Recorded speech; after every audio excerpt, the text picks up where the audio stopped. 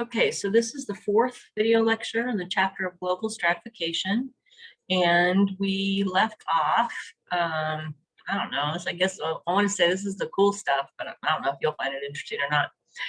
We left off when we were talking about some of the two theories, right? The two big theories. So functional theory argues that the reason that nations, that the groups are stratified is because there's some jobs that are harder than others, and that's how you attract them.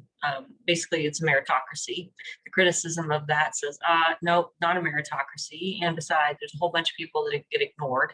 And then conflict theory argues that no, it's really just about power, and the people who already have the wealth want to maintain their wealth, and the people at the bottom want to improve theirs, so there's always this conflict. Well, then the next question becomes, is even if either of those are true, how did these systems stay in place, right?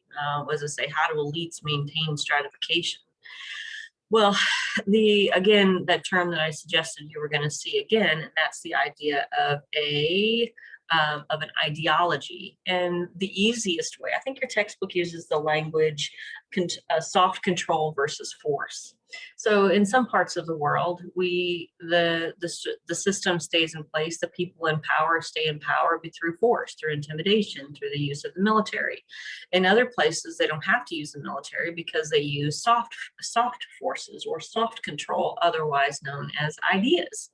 If they can influence, if the masses or if the wealthy can influence what the masses believe to be true, then it's much easier for them to control and to influence, right? And one of the ones that you may have heard about, even in high school history, is the idea of the divine right of kings. Did I spell it right? Yeah, nope, I spelled it wrong. The divine right of kings, which is basically the notion that the leader, that the king in particular, is closer to God, that he's ordained by God, that God divines or God blesses the structure. And that's the reason. So if you look at the estate system, the reason that the bishop appoints or blesses the king, because this person was picked by God, and they're closer to God. So we listen to the king, we pray for the king, because the king has been chosen by the divine. And there's even a little bit of overlap with some of our systems. The fact that we have our presidents put their hands on the Bible. Some argue that this is remnants of this Christian sort of assumption.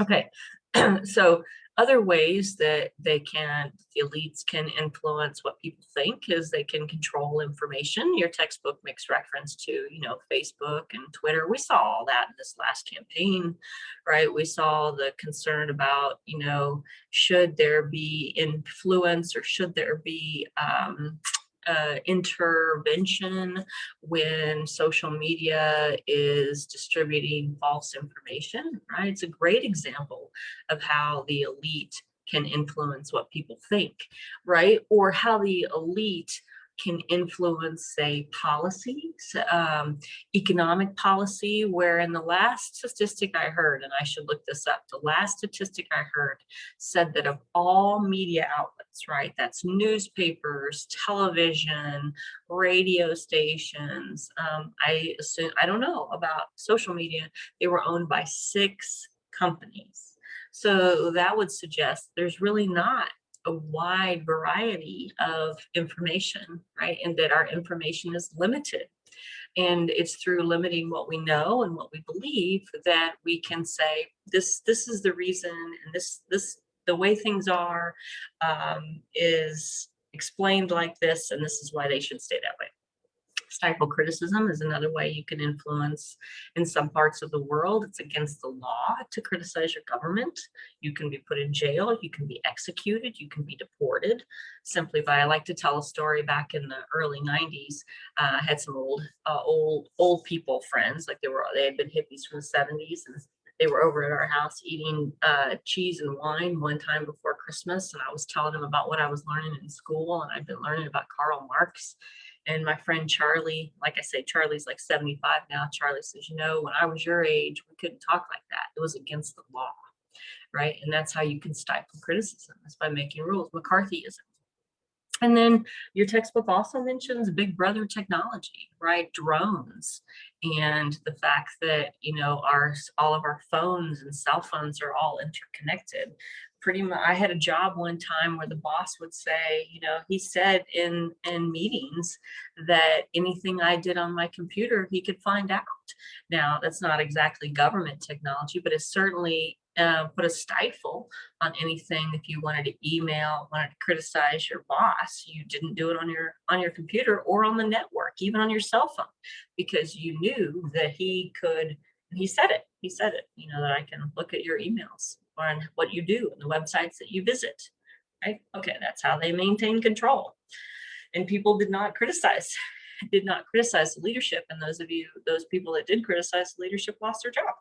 Okay, so the next slide here is about the comparative, I have my picture in front of the title, comparative social stratification. Okay, so this is a little bit of world history, and I'm not a history teacher.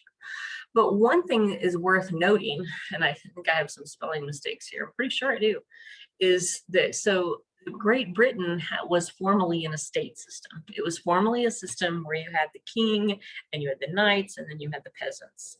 The founders, or what the American Revolution was in part about, was setting up a system of stratification that was not based on that was not based on your birth into the estate system.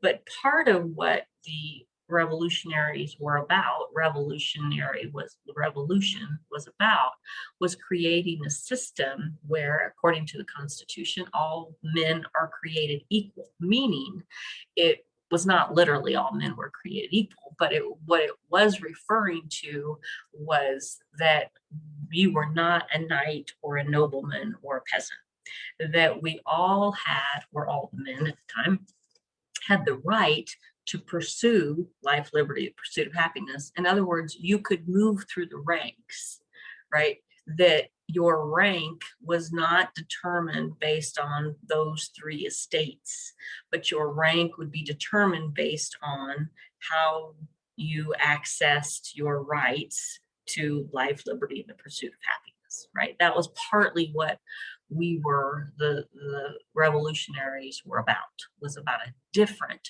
system of stratification. And we have a different one, but it's anyway, okay. Sometimes when you start talking about Karl Marx, not sometimes, a lot of times, when you talk about Marx, when you talk about communism, when you talk about the proletariat or the bourgeois, people will raise their hand and they will say, well, that's what Lenin had, and look how that worked. What is important to point out, and I think I did in a previous chapter, but it just so works out, it's in your textbook this time, is the world has never seen an economic system as described or imagined or theorized by Marx, right? Marx theorized a political economy, which means an economy and a political system, right? Or distribution, political meaning power, economy meaning the use and the distribution of power. So a system of the distribution of power. He imagined a system like that was based on everyone having their needs met. And what we would say, or what you often hear even in faith traditions, you take to your ability and you give to your need. That was the idea of what communism was. Communism was a system not based on rank, right? Not based on how much resources you have, not based on the status of your birth, but everyone would have access to the same resources. Basically, everyone's needs would be met, right? And what historians argue, what Lenin, or what we saw in the former Soviet Union, was a intermediary step.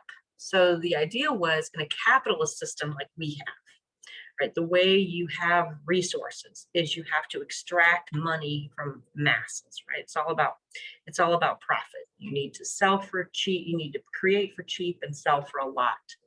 That we couldn't go from a system like that into a system where everybody has all of their needs met.